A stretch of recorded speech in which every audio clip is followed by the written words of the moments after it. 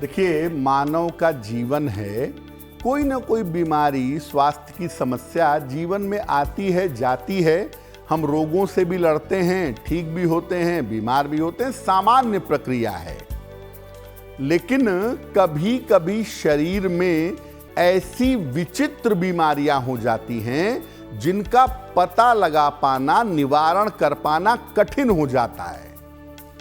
कौन से ग्रह होते हैं शरीर की विचित्र बीमारियों के पीछे? आम तौर पर शरीर में 5 तत्व होते हैं, ये हम सब जानते हैं। शरीर में 3 धातुएं होती हैं, कफ, वात और पित्त। और 5 तत्व होते हैं, पृथ्वी, जल, अग्नि, वायु और आकाश। व्यक्ति का स्वास्थ्य इन्हीं 5 तत्व और 3 धातुओं पर निर्भर करता है।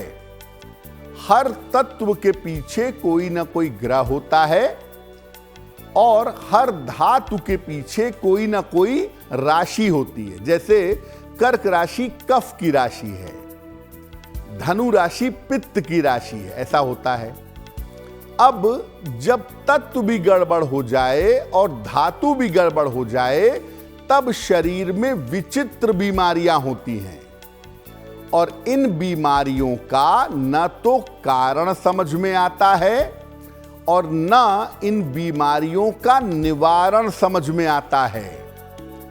अगर बीमारियों के ग्रह को आपने पहचान लिया और कौन सी राशि से ये बीमारी आ रही है ये जान लिया, तो इन विचित्र बीमारियों से आप छुटकारा पा सकते हैं। कौन कौन सी विचित्र बीमारियां कॉमन हैं जो बहुत सारे लोगों को होती हैं, वो आगे आपको बताएंगे किस वजह से होती हैं और उससे बचने के उपाय क्या हैं। शरीर में गांठों का होना बहुत सारी चीजों की तरफ इशारा करता है। शरीर में गांठों के होने पर सबसे पहले हम समझते हैं कैंसर, सबसे पहले। लेकिन ज्यादातर मामलों में ये कैंसर नहीं होता है और ये फैट की गांठ होती है या लिम्फ नोड की गांठ होती है या कभी कभी लिवर की वजह से, लिवर के फैट की वजह से फैट की गांठ हो जाती है। ये गांठ बढ़ती चली जाती है और व्यक्ति को परेशान करती है।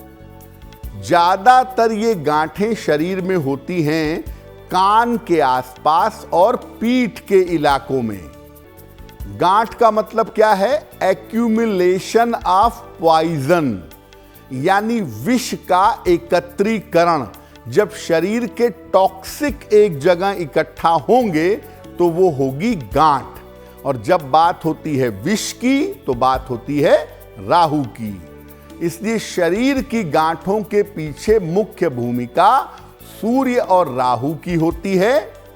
सूर्य अगर अच्छा ना हो तो शरीर में विष जमता है और राहु की वजह से शरीर आसानी से विष मुक्त नहीं होता।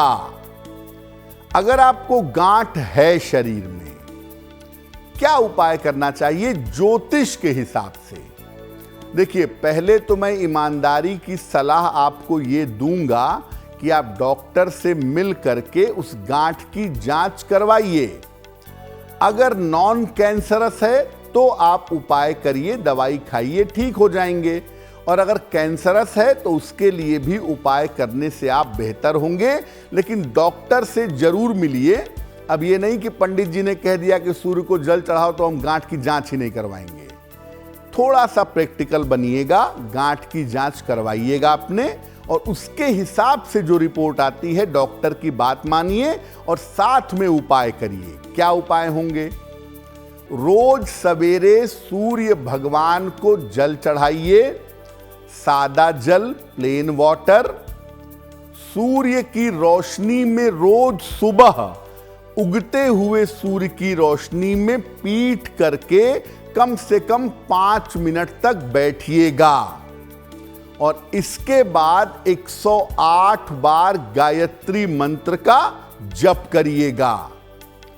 और रविवार के दिन केवल जल और फल ग्रहण करिएगा।